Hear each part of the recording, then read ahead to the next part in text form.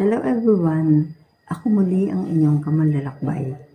Mapagpala at mabiyayang araw sa ating lahat. Ang ating pong pagbasa ngayon ay mula sa Aklat ng Mateo, chapter 15, verse 29 to 37. Pag-alis doon, nagbalik si Jesus sa tabi ng lawa ng Galilea at siya'y umahon sa burol at naupo. Nagdatingan na napakaraming tao na may dalang mga pilay, bulag, pingkaw, pipi at marami pang iba. Inilagay nila mga may sakit sa harapan ni Jesus at kanyang pinagaling. Namangha ang mga tao na makita nilang nagsasalita ang mga pipi, gumaling ang mga pingkaw, nakakalakad ang mga pilay, at nakakakita na ang mga bulag, at nagpuri sila sa Diyos ng Israel.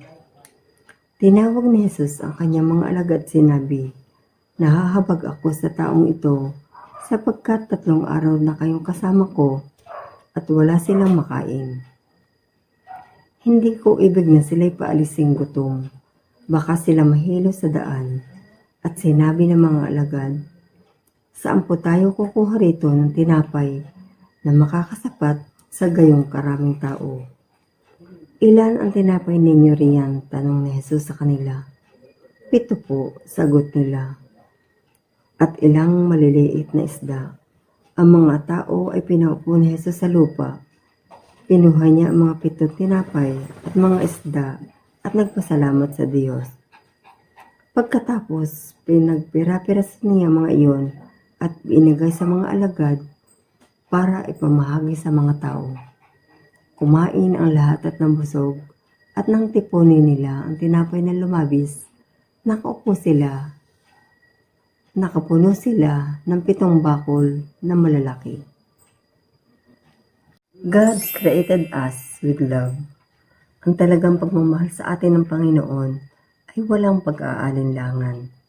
He knows what is best for us. Hindi siya nag-aatubili sa pagtulong.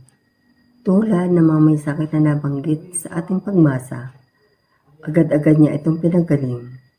Seek and you will find, ask and you will receive.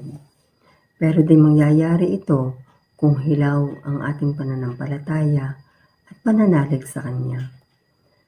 Kailangan din namang makita o madama ng ating Panginoon na tayo ay karapat-dapat pagkalooban ng blessing na pwede nating matanggap.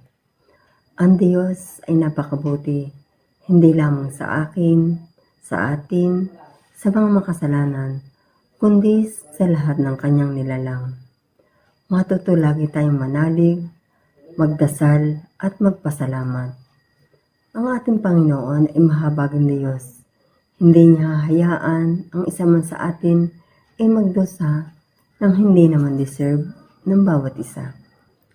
At tulad ng ginawa niya sa kanyang alagad na nagugutom, hindi niya hinayaan na sila ay magutom. Andyan lagi ang ating Panginoon. Our God is a merciful God. Gagawin niya ang lahat para sa atin. Kaya kailangan nating mamuhay ayon sa kanyang kagustuhan at patuloy nawa laging maging sapat para sa ating mga pangailangan. Panginoon, sa kabila ng aming takot at pangamba, Ikaw nawa ang lagi naming lakas at aming buhay. Salamat sa Panginoon sa patuloy na biyaya at pagpapala sa amin.